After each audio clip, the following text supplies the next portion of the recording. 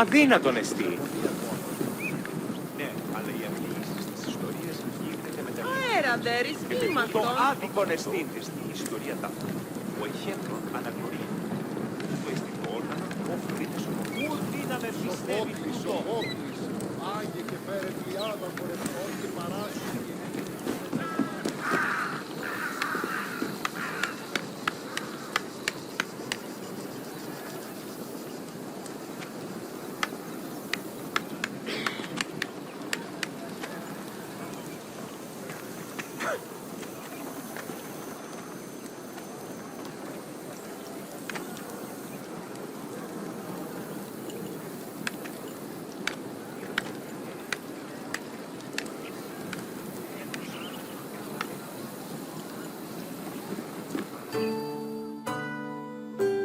The Temple of Athena Nike was built on the remains of old fortifications from the Mycenaean era. Worship at the temple can be traced back to the 6th century BCE, but the building itself was destroyed during the Greco-Persian Wars a century later. It was rebuilt during the Peloponnesian War. Given that the name Athena Nike roughly means Athena of Victory, it was likely constructed in the hopes that Athens would win the war.